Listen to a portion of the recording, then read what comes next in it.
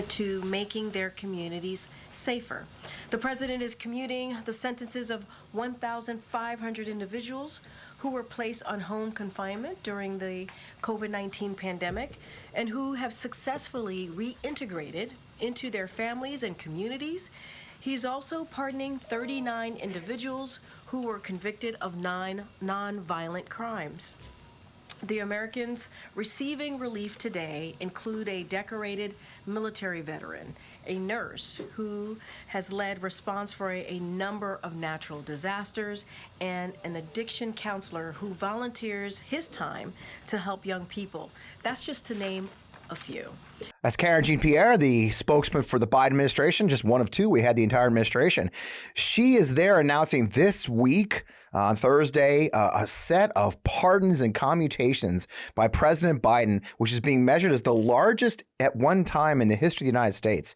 You heard something like 1,500 commutations, and you heard 39 pardons of decent people who served their time, and since they served their time, have been giving back their communities and doing the right things. The commutations of sentences came from mostly people who had been released essentially on good behavior during the COVID pandemic and have since been, it may have to go back to prison.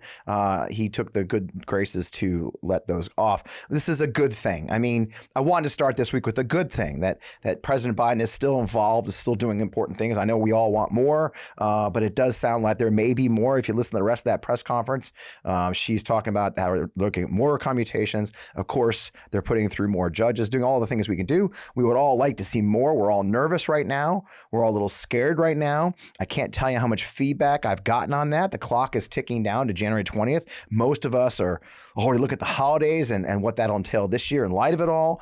And for the last few weeks, I've been having multiple conversations with folks, both in the studio and online and in person. And I've had a chance to ponder a lot of the things that we may have done right, may have done wrong, done differently, and how we can prepare this new reality that'll settle in next month. And I've got, I've sensed a lot of foreboding. I've sensed a lot of what angst and worry, as well as, frankly, a growing steely reserve among many of us. I had the privilege this week to fly out to Salt Lake City to speak to an organization called Better Utah, an amazing civic organization that encourages people to engage in their community and fight for a better community. I would just the absolute honor to be the keynote speaker at their annual breakfast. And it gave me a chance really to reflect on what we've been seeing and what comes next and what that matters. So I thought we'd do a solo show this week as we get ready for the holidays and discuss that, essentially what I talked to them about. And it's going to be kind of an overview of what we've been talking about. You may recognize some of the points already, you may not. But the most important thing is, where are we going? What can we do? Where we take stock and move forward? So with that, let's get on with the show.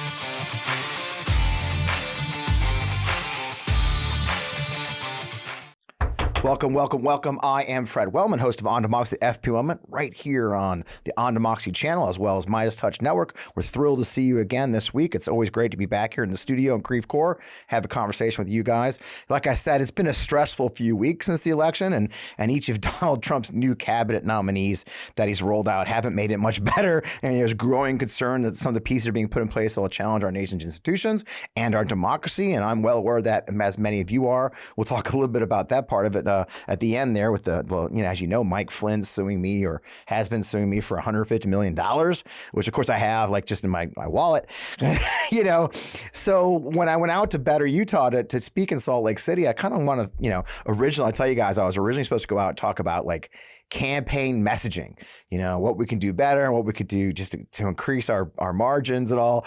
And of course, the election happened and it kind of went a different direction. And I had to talk about that election first and the way a lot of folks are feeling. And I get it. A lot of us had a hard time after the election. I don't know if I told you guys the story previously, but I did or didn't. But I got, I had a rough week that week, and I got out of bed Thursday. My fiance came in she kind of let me sleep in a bit, and I got up and I was running late as I usually do. I'm not a morning person. 22 years in the Army, I still don't like getting up in the morning. And there's a weekly veterans coffee chat that I participate in, run by a gentleman named Charlie Conrad out of Virginia. Really just a wonderful group of a mixture of veterans from every background you can imagine. And we talked every Thursday during the campaign season and organized and talked about what we were doing in our campaigns. And it's just a great place. Ended up being truly a wonderful group of friends. Started at 8:30 that morning, my time. I got out at 8:40. I said, I'll go on. And of course, there was everybody was kind of struggling a little bit. My God, Charlie, the organizer, was in the freaking hospital. This is how hardcore Charlie Conrad is in Virginia. This just gentleman, a little older than I am, was in the hospital in his bed running a Zoom. Okay, 2 days after the election. I mean, that's hardcore. That's a veterans for you right there. That's veterans organizing for you. And I was struggling a little bit. And while we're talking, my friend Caitlin Goodell Porter came on, and Caitlin has been instrumental in Virginia in fighting back against a decision that was made there. You may have heard about it, where the Virginia legislature decided to pull a very generous veterans education program out of the budget this year. And that program is very popular in Virginia. And what it involves is veterans who are 90 to 100% disabled can attend the state universities of Virginia for free, and so can their children. And this is a huge benefit to those who retire, like I did in Virginia at the time, to allow our kids to go to college. And when they pulled it from the budget, there was kids still in college and veterans who suddenly were without funding. It caused a lot of upset. I mean, people were upset. And they came together in Richmond to protest it. And while I was talking about how I was kind of hurting and what we were going to do next, Caitlin pulled up a picture from the protest they had just a month or two before in Richmond. And Caitlin said to me, she goes, "Fred, do you see this woman in this picture next to me?" And she was holding a sign, and she goes, "She's a Republican. She's like a MAGA Republican. And we worked together on this issue because it crossed party lines and it mattered to both of us. Both of us had children who were going to struggle with this. And they did stop this together." And, I walked away from that call and I realized we still have a fight to give, okay? And we're going to have to figure out our way because we have fight in us. We have the ability to unite on key issues, and we're going to have to go forward to oppose Donald Trump and his worst ideas. But, we face real danger with this administration. You don't need to see clips of Trump on this show, which, by the way, we've maintained now 4 weeks, I think, Matt, without any clips of Trump. I'm pretty damn proud of that, to include the Sunday show. So we've got a month without showing any Trump clips. But, Project 2025, as it turns out, he is familiar with it after all. $22 million effort to led by Heritage with 75 other groups, a wholesale restructuring of our government will be organized. They're talking about mass deportations, gutting the civil service, deployment of the military under the Insurrection Act. I mean, I could go on and on. You've heard these bullets before. Turning the DOJ applicable. My God, Cash Patel for the FBI. It goes on, Billy Long from Missouri to be the head of the IRS. There's just some really interesting characters being brought out, and there's real thing. And then the thing that really, really causes a lot of stress right now is talk of disbanding entire cabinet departments with this DOGE, this Department of Government Efficiency led by Vivek and Elon, saying outrageous things. Elon, the shadow president. In many ways, it's worse than when I wrote that list originally. So there's a lot of things to be worried about. So how do we start clawing ourselves back from this moment? It turns out we kind of know. If you guys have been watching this show, and a lot of you have kind of tuned out, and I get it, you may have missed a great conversation with Representative Greg Landsman. Greg Landsman represents Ohio's 1st District in Ohio, which I said twice, sorry. No edits here, it's live. So, Ohio's 1st District, which ironically is J.D. Vance's home district. And Greg Landsman was the first Democrat reelected in that district in 40 years. And he'd come on the show to talk about some of the ways that he did that. And some of those things he talked about are things that I have taken to heart since that conversation. And I think you should too. And some things he said that I'll reiterate is that we have to understand the moment that we're in. We have to understand this moment. And it's scary and we feel like we've been defeated, but we have to keep organizing. We have to find candidates and issues you can believe in and be all in on those issues, is what Greg said. None of us can fix it all, but we can find our passion and make a difference in our corner of this great nation. People are clearly frustrated with the economy and politics. We cannot deny that the economy and politics, be it right or wrong or true or false, was a key part of this discussion. Trump won big on that. He picked up voters across almost every demographic because of it. Folks cited the economy and immigration as top concerns. We're going to have to start meeting them where they are on these topics and finding answers that maybe we did not provide during the election. Having said that, I don't believe that people really do want the chaos and the extremism of the far right that we're seeing. Those voters don't want it. They don't want the cruelty. I keep hearing that over and over. And that includes on people on the right, because not everybody that voted for Trump is MAGA. We've said this before. I know it's hard to accept right now, but they're not. So we're going to have to care about everyone everywhere and show that the Democratic Party is the party of the working class, because somehow they may not believe that right now. And so that means we're going to have to show up in red areas like Utah, where I flew to, which is very, very red, represented by, of all people, based Mike Lee, and connect with those voters too. But as Greg said, and I believe as well, is that Democrats need to serve as the firewall against Trump's worst impulses and find ways to work with Republicans on bipartisan solutions to those problems, just like Caitlin did in Richmond. And that's going to be very hard. It's hard to see right now. And I know a lot of folks will shake their head when they hear that. But for us to defeat them, we'll have to. We had Crystal Quaid on the show over the last 2 years a couple of times. And Crystal, before she ran for governor of Missouri, it was the minority leader for the House of Delegates here in Missouri. And Crystal was in a super minority. Okay, they have a super majority in Missouri. And she was extremely effective at getting what Democrats wanted and getting rid of the worst impulses of the Republicans in Missouri through dividing and conquering them. Because you got to understand, they hate each other as much as they hate us. And so good work by our colleagues in the House and the colleagues in the Senate is going to be finding those divides and exploiting them against each other and using that to ensure they cannot get the votes. They've got less of a majority in the House now than they did before. The most useless and ineffective House in history now has less of a majority. So that's important. So let's talk about that messaging, right? Let's talk about the messaging that we had and what Greg felt about it and what I've talked about it since and what I've learned since the election. Democrats really do need a clearer message. We really do. And we have to deliver it to people where they are. So it's two pieces of the puzzle, I think, folks. And we've talked a lot about the message itself, but we also have talked a lot about how it gets to people. And I believe in retrospect, I don't think you can argue with me that for whatever reasons, people did not hear the Democratic messaging. And for whatever reasons, they didn't ever, so maybe they heard it, but they didn't receive it. And then for many reasons, they never even heard it. We found out since that Pew did a research study that showed that 1/5 of all Americans get their news from news influencers. They don't even watch news. I was in Utah and I spoke to a young man, a college-age kid. He's never watched cable news. He saw almost no Kamala ads because he don't really actually turn on TV, be it cable or otherwise. As I said, Democrats are the party of working class people, but unfortunately, we haven't necessarily governed that way, and we certainly haven't spoken the language that they hear. And that part, too, we have to keep things simple. I mean, come on, guys. We hate the message, but let's face it. It's super. I mean, I got pictures of the signs. Mac put pictures up. Mass deportations now. 3 words. Or they're eating the pets. Okay. I don't know how to overcome that. I mean, it's so simplistic. It's so much easier than say, I want to get you your first home at $25,000 down payment at certain layers of approval. I mean, Democrats have great ideas, but we do a terrible job of explaining them or just, in fact, explaining them. I was watching Wisconsin Democratic Chairman Ben Wickler, who's running for DNC chair, on the Daily Show this week. And I'd run a clip, but we'd probably get a copyright violation. So I'm not going to get a copyright violation from the Daily Show because I like him too much.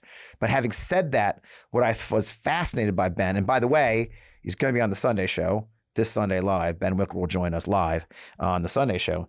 And what he said, what was fascinating was he said how Governor Evers in Wisconsin, who is a Democrat, won in 2017, he ran on a basic platform. A single message was his number one driving message when Evers ran for governor of Wisconsin. Fix the damn roads. Fix the damn roads. That was his number one message, which everyone in the state can agree to. But here's what's key, and this is the part I talk about having a clear message and delivering a clear message. What then Governor Evers did is after he fixed the damn roads, he went across the state. He visited every county in the state of Wisconsin and talked to people about the roads they damn fixed, or I guess the damn roads they fixed, either way. And he talked about what else needed to be done. People felt heard. Every county, red ones. And so when he ran for re-election, in a Trump year, he tripled his numbers. He went from 1.1% to 3.3%, okay, which is still tight, but he won re-election because in a way he delivered a simple message and then he governed on that message and then he went through and emphasize the fact that he had accomplished these things. And let's be very honest, while Mr. Biden was one of the most substantive presidents we've had in history, one of the most impactful presidents administrations we've had in our history, he did not go out on the road and deliver that message to the American people of success. It's not enough to have Pete Buttigieg or on TV. It's not to have Vice President Kamala Harris go to HBCUs. We really do need a lot more to see. We need to see a lot more of our president pounding the podium, talking about their successes. And this is Joe Biden's Achilles heel in a certain sense, because he comes from a generation that doesn't believe in tooting your own horn, right? It's not appropriate. And because of that, he never did. And so he languished at 40% approval rating. People didn't know about the many accomplishments that were making a difference. It's scary to think about many of the infrastructure projects they're building are going to come online during the Trump administration, and you know damn well Trump will take credit for it. And then on top of that, we had Vice President Harris take over the run with only 107 days to overcome all that. It's just not enough time, because part of messaging is the right message, delivered the right way, and repeated over and over and over and over. In the military, we called it a drumbeat. You have to say, I think even Frank, I can't believe I'm going to talk about this. Frank Luntz.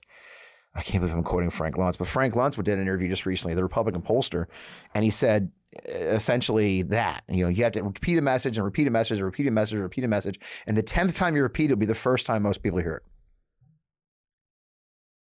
That is so true. And we didn't get that chance when you only have 107 days. Another thing Greg Landsman said that I totally agree with, because I host a podcast, is we have to do all the media that reaches everyone. This is why I talk about delivering the message to the right people in the right place. Democrats have to go beyond legacy media and TV. You got to do radio. You got to do podcasts. You got to jump on YouTube channel and shows, even ones that may be less friendly. Because when we go to them and we act normal and we speak honestly about our accomplishments, people have fun, by the way, have fun. Which is the reason I'm doing my Sunday show now live with comedians like Chris Titus this weekend. I'm doing that show live because it's fun, and we can't always be sticks in the mud. And our Democratic elected officials need to do that. Not to be judgmental, but you guys know I was one of the 200 creators that was allowed to go to the DNC, which was wonderful. And I was so appreciative of them. The DNC did a great job getting us there. But once we got there, contrary to popular belief of the media, we really didn't get a lot of access to a lot of people. I got the interviews I got because I was stalking out Media Row. I actually asked our creator group recently, how many of the 200 plus creators that were there got interviews or a moment with Vice President Harris? And the group could only come up with 3 names. And not one person had come up with the name of a person who got time with Governor Walz. So we brought 200 of these creators to the DNC and gave them media cards. But in the end, when we asked for permission to speak to the main people, the nominees, the head of the party, unfortunately, TV and print took precedence, and we were shuttered aside. It's not important. And that's a mistake. I'm just going to say flat out. Okay. I can't tell you how often I've reached out to candidates, elected officials, and tried to get them to come on these shows, and we're told we're not important enough. So, last thing I'll talk about that messaging. Have you guys ever noticed also how the other problem we have with messaging in the Democrat, and I kind of mentioned it briefly earlier, is how Democrats have the absolute worst habit of reading their policy proposals like a laundry list. Like, I've been to so many candidate events, and the guy's like, I'm so excited. Here's my 12 policy list. Number 1, and I'll tell you what I tell candidates that I work with, because I'm a consultant, and what I tell my candidates, especially when we're first starting out on their stump speech, we call it, I tell my candidates, great, it's good. You have to have policies. It's great. You don't have to read them. And finally, no one's going to leave your speech and remember your 12 policy points. They're going to remember how you made them feel. People are going to leave either feeling, oh, wow, man, I want to run through a wall for that guy or girl, right? Like Vice President Harris is, right? People were fired up, they're dancing. Or they're going to leave, well, that was interesting. He sounds really capable, okay? And then they forget what you talked about a month later or a week later, a day later. So while it's important to have policies, you don't necessarily need to read them, okay? If you remember the debate, I'm sure you do, the disastrous debate between Mr. Biden and Mr. Trump, if you remember, what happened was, at the end, a lot of us were hoping that President Biden would bring it back, that President Biden would come out for his conclusion and really just hammer home, hey, look, I'm not that guy. I have been doing good things, summary of all the good things he's done and how he could come back and how he's going to do a second term. It was a wonderful moment that he had a minute there, 2 minutes. He could have really hammered it home. Unfortunately, he had been prepared to read 3 or 4 policies he planned to implement as president the second term. And a lot of people walked away feeling like, what? And that's exactly what I'm talking about. We have to not just deliver the right policies, we have to create them in a message that resonates, but we also have to remember how we deliver that message to the right people in the right way that makes them feel like it matters and they matter. That's a lot.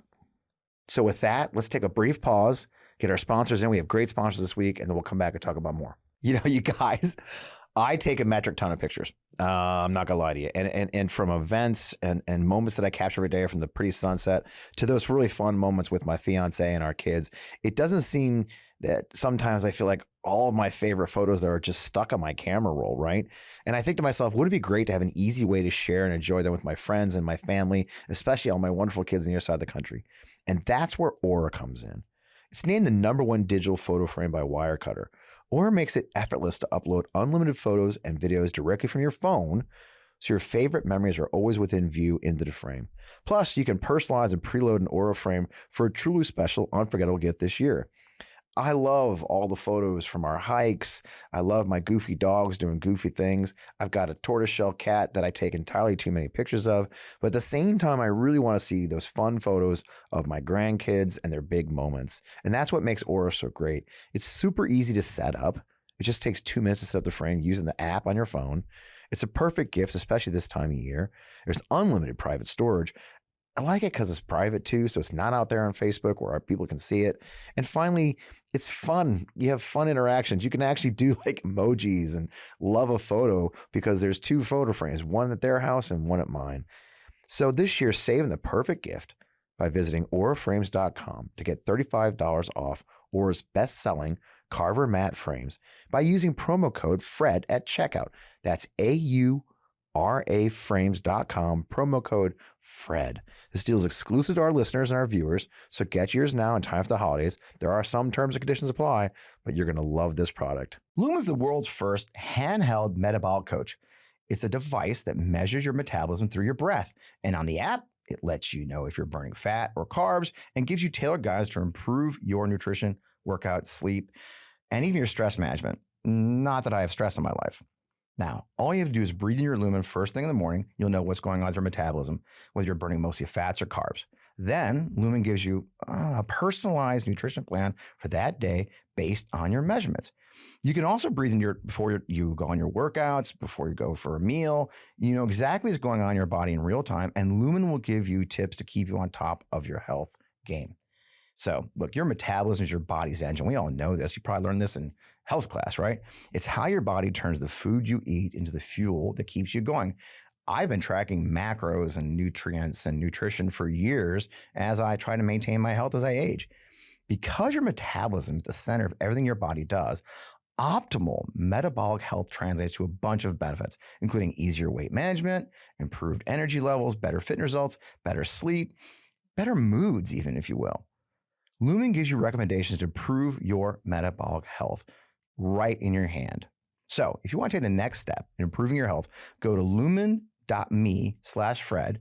You'll get 15% off your Lumen. That is lumen.me/Fred for 15% off your purchase. Thank you, Lumen, for sponsoring our show this week. We really appreciate you. And man, it's a great device. Man, we have great sponsors. I love my Aura frame. Just so you know, I just love them. So now let's talk about what we face. You know, we face an uncertain future. I can't sit here on the set in your camera, in your YouTube, hopefully you're watching this on YouTube. I can't tell you it's all going to be okay. I'd be lying to you. You know that. I mean, the folks out there, I said to them, I said, how am I going to tell you it's going to be great? You live in freaking Utah. I live in Missouri. We're super majority states of Republicans who are just crazy. The craziest shit going on. Did you guys see, I wrote about it in my Substack about the Missouri state senator who's put in a bill to offer a bounty program for citizens to be able to turn in illegal immigrants for $1,000 a proceeds. He's literally putting a bounty on the heads of average people so they can hunt each other down. That's Missouri. So I can't sit here and say it's going to be okay. It'll be what we make of it, though. And I strongly people that while people are frustrating and you're feeling left out and you're feeling angry, the answer is not to demagogue each other. A common thing I'm seeing from the left right now is sort of a resignation, a surrender to the inevitable. But what bothers me the most is even more so is when people are saying things like, well, veterans voted for this, so they're going to get what they asked for. They're going to need to feel the pain, Fred. 65% of veterans wanted them. I use veterans as an example because I have one. But hey, I've also seen 53% of white women wanted this, so white women are going to get what they wanted. And there's like 47% of white men saying, what the hell, I didn't do this. And that's before we talk about the fact that not every eligible to vote voted and not every American voted. And when you do the numbers, only 23% of living Americans voted for Donald J. Trump. And I'm not willing to give up all those people who didn't vote for him, to include children, to include seniors, and people who just couldn't vote for reasons. I hate that they didn't, but a lot of people don't have the privilege a lot of us have. They couldn't get off from work. Whatever the reason is, they didn't vote. And we lost this election, and it sucks. But I'm not going to just throw my hands in the air and say, well, fuck it. They got what they deserve. Because they didn't. They didn't vote for this. Whatever this is. I ran the numbers and I told you that it's like 31% of eligible voters, 60 million people stay at home. So I don't know why, but I know they're going to feel the pain of what comes, but I'm positive that no one voted to shut down the entire Department of Veterans Affairs. That's not even in Project 2025. It's not. There's some shitty stuff in there, but nobody's talking about shutting down the VA, but goddamn, they're talking about it now. Old Vivek. Okay, nobody voted for that. Even the veterans who voted for Trump, and reasons I can't explain for the life of me, many of my peers did, not me, but they did. And so they didn't vote for that. So I believe in my heart, we're going to have to fight back, and we're going to have to figure out ways that we can look forward. So the demagoguery that goes with it is demagoguery. I'm sorry. Well, you wanted this. You wanted this. I'm a public figure. I'm going to take the shots to the face. But even me on Blue Sky, I've got people who are friends, progressives, coming at me. Well, Fred, this is what you wanted as a veteran. The fuck I did. I didn't vote for him. And all you're doing is alienating people we're going to need to beat back the worst things coming for the people who didn't vote for him. So when you accuse all of us of being guilty, you're making us all guilty. And you're just splitting us more. And by God, we're doing the work of our enemy. That's what we're doing. When we say those things, we are helping MAGA. Because you know why? They love it. They love us killing each other. They love us fighting each other. They love us eating each other alive. And they can sit back and laugh their little heads off. And we're giving it to them when we do that. So I urge you not to. So, Fred, what can you do? Well, luckily I made a list, right? You know me, guys. I make a list. First one, you've seen this map a couple times. I've actually updated. Matt, put the map up. 31 states have local and state elections. I've added Alabama since the first time you saw this map. Because someone, again, thank you, Blue Sky. Someone on Blue Sky said, Fred, you're missing Alabama because they passed a law in the last year. Their municipal elections are now off-year elections as well. So Alabama's now on that map too, having off-year elections. So 31 states starting in February. In Utah, they've got primaries in August for 276 positions in the general election. It's a lot of local races that need support. It's a lot of work that matters because local elections matter. I was so gratified to meet so many local elected officials in Salt Lake City who were so pleased to hear that because it really is. I spoke to one woman who was both a former mayor and a former member of Congress, and she got her start in running for mayor. The best part is that most of those municipal elections are nonpartisan. So you can run as a Dem or a Republican. They don't know. Maybe they'll know, but it's not on the ballot. So if you run a good race, you will not get rejected because it got a D next to your name. Because there is no letter next to your name except yours. So run for local office. and work with somebody else. Join a specialist group like the ones that support civil rights, LGBTQ, abortion, my group, Vote Vets. You can work with Vote Vets, Forgotten Democrats, my other groups that I'm working with. I know I got a lot of things I do. All these issues are going to be in the crosshairs, and all those folks are going to need allies and supporters to battle back. We're already seeing the attacks begin. They've put to take away transgender care in the new National Defense Authorization Act. They've already done it. We're going to have to run coordinated campaigns, even the local level. I've told you the stories before, but the school district where we live, we had a bunch of the Moms for Liberty school board members win. And the next year, because they have elections like every year in Missouri, the opponents of them, who again, it's nonpartisan races, but the normies banded together, 3 of them, and they ran as a coordinated campaign of all 3 of them. And all of them had the same sign. I had one sign with all 3 names. The normies, basically, is what they said. The signs are great. Hey, we're normal. We actually just want to run the school district. And all 3 of them won and defeated the Moms for Liberty candidates. And it got so good on that school board that one of those Moms for Liberty ladies just resigned because she couldn't get anything done, and it wasn't fun for her to be a minority. So when we band together at the local level, it works. And things you care about. I tell you, while I was out there, I had a wonderful dinner with my classmate from West Point, Donna Ventura McAleer, and her brilliant daughter, Carly. And Carly taught me all about the Salt Lakes, the Great Salt Lake drying up. I don't know if you guys have heard this story. I won't go into deep into it because Carly wrote an article about it, but it's disappearing. It's disappearing because of a lot of reasons, but a big part of that is the farmers are getting too much water, or enough water they need, but the amount of water they're using for agricultural upstream from the Great Salt Lake is causing the lake to disappear. And I saw it with my own 2 eyes. I remember flying to Great Salt Lake Salt Lake City when I was deploying overseas, and the lake was almost all the way up to the city. Guys, when you take off out of Great Salt Lake, look at Salt Lake City. When you take off out of Salt Lake City now, you're going to fly for a while before you see water of measure. It's streams where it used to be a lake. It's drying up. That's an issue that all of us can care about where you live. Where you live, there's a river in trouble. Where you live, the oceans are polluted. Where you live, the mountains need preservation. If you care, your community is a great place to start.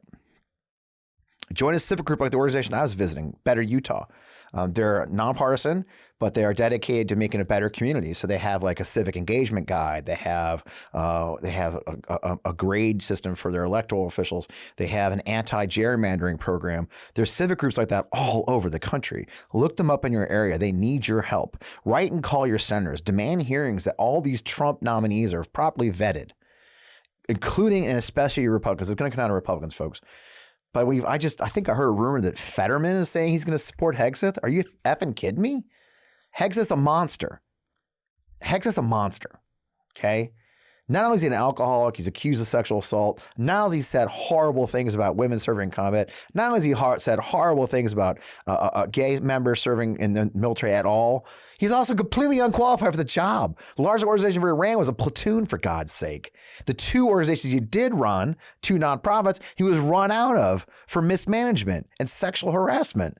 He has no business being the SecDef after we white off all of his assaults. We have to fight back. To include Democrats who are going to waver and think that he's a cool dude. He's not. They're not. Still write letters your op-eds, write letters your paper. Support alternative media like the Midas Touch Network and especially the On Democracy Network.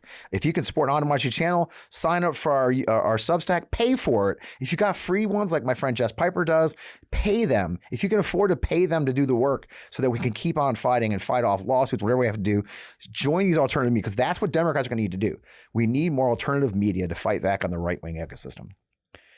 We also have to demand accountability from our own side as well. And that's things we're going to do. And you'll see that. I think this Sunday, I've got a guest possibly coming on who's been having a hard time. We're going to have a very direct conversation. We have to have those conversations. It's not disloyal to question your own side's misstep.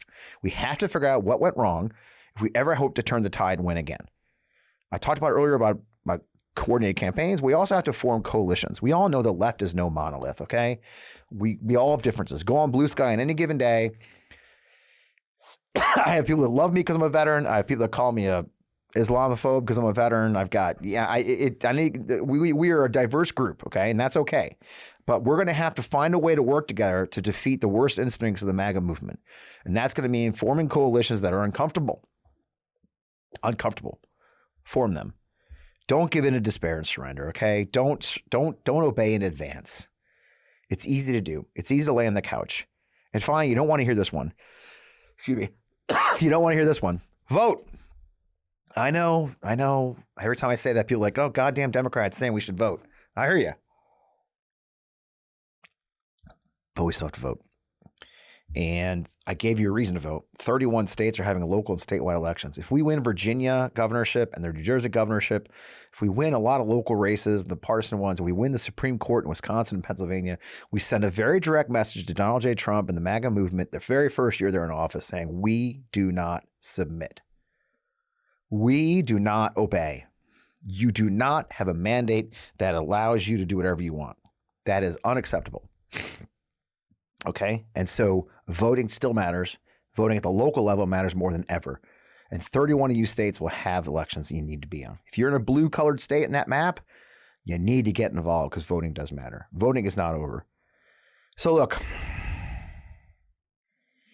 I'm going to resolve this way. This.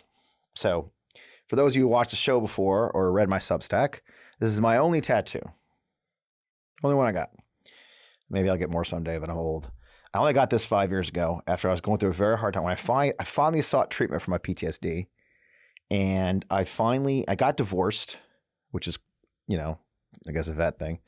And I got this tattoo. And this tattoo, if you can't read it on the TV or your YouTube, says, I'm not done yet. And it's written in a computer font because it's written that way because I was retiring from the Army in 2010. And I was upright, or 9, I guess. And I was upwriting my speech. If you've ever been to a military retirement ceremony, it reads it's like a funeral for a guy or a girl. I was writing my own eulogy at 44 years old, which is kind of young. And 44, yeah. And I waited till midnight to write it because there's an old joke at West Point. If you wait to the last minute, it only takes a minute. And I realized I hated my speech. And I deleted the whole damn thing. I just wrote those words down. I just wrote these words. I'm not done yet. And my point then was that I've had this incredible experience, some good, some bad. I mentioned PTSD and loss. I lost 2 wonderful soldiers and dear friend Iraqis who were killed. And of course, my first wife. But in the end, while I was putting that career behind me, I wasn't done yet. That I still, at 44, had much ahead of me. And I think of that a lot. And I put it on my forearm for a reason. So I see it every day. And I'm not done yet. Okay? You're not done yet. And that's my point. We're not done yet. And I know we're still stinging from defeat. It's been a month and a half. And we're looking at impending doom with January 20 approaches. But you've got to remember, we're not done yet. This country remains steadfast. The Constitution remains, and it will be challenged, and Donald Trump will challenge it. But we will not submit. We will not obey, and we will not quit. So more than ever, suddenly, my tattoo matters. If you look closely, you see there's like a big scar across it. When I had a tough day one day, I actually broke some glass and cut my arm open, and I almost scratched out. Not. There's a reason there's no punctuation. Some days it's a period. Some days it's an exclamation point. And some days, like November 7th, it's a question mark. But I'm convinced now more than ever that we're not done yet. So take a break, dust yourselves off, enjoy your holidays with your family as much as you can, and you will, to take those moments, cherish them because we don't get them very often. And then when we start the new year, I expect you back here ready to fight with me. We'll still be doing shows. I'm getting some back surgery in a couple of weeks. Matt and I will tell you about that next week because why not? And but in the meantime, we have work to do, and we're going to need to be rested and motivated when we get back. So with that, I'm not done yet. The last thing I want to talk about before I let you go is the Flynn case. My phone's been ringing while we're on the show. I want to let you know that that Flynn has lost his case to Rick Wilson. If you didn't see the news, if you know the history, I was sued by Michael Flynn for $150 million over what is now one single tweet 3 years ago. He sued Rick Wilson of the Lincoln Project, my friend Rick, for a similar, almost the exact same tweets, but in a different environment in state court. I'm in federal court. It was dismissed by the state court, and then Flynn appealed it to the Florida Court of Appeals. The Florida Court of Appeals issued their ruling on Wednesday of this week, categorically denouncing his standing on several points. One, he's the quote quintessential public figure. Two, it was true. Three, he was wrong. And so they actually told him he has to pay Rick Wilson's lawyer fees for this. And there's more to come because Florida does have an anti-SLAPP law. The federal judge had told us 4 months ago that our case was tied to that, and that when Flynn lost that case or won that case, he was supposed to immediately let the federal court know, and then our case would follow the ruling. So in all measures, I should be hearing any minute now, hopefully, that this nightmare over a year of lawfare with Michael freaking Flynn, disgraced failure of a general, that the lawsuit he sued me over a single tweet is over. So I'm hopeful that that's true. So maybe we'll have some good news by the time you see the show on Friday night. In that, you can still find more information if you follow me on Blue Sky at fpwellman.bluesky.app, whatever it is. I still am hanging on to Twitter, but I'm not there very much. You're best finding me at Blue Sky. Of course, our Substack continues to grow. Again, FP Wellman. I'm so easy to find. Just FP Wellman everywhere. We really appreciate you being here. I hope I didn't bore you to death. These are important things to think about as we go forward. I fully expect you to take a break. We'll be back next week with a guest probably, and we'll keep moving. In the meantime, I hope you'll tune in to our Sunday show, On Democracy Sunday, live at 11 a.m. Eastern Time on all the On Democracy channels and my personal social media channels. We're going to talk to Chris Titus and his wife, Rachel Bradley, are going to be on the panel, so that'll be hilarious. I did find out on the way here that it looks like Ben Wickler is going to join us, the running for DNC chair, and I'm waiting to hear from a congressman who's been in the spotlight lately. Hopefully, this member of Congress will join us as well. That's a hell of a show, y'all. Free on YouTube right here on the On Democracy channels. I will see you then. I'll see you next week. In the meantime, I'm not done yet. Neither are you. We'll see you next week.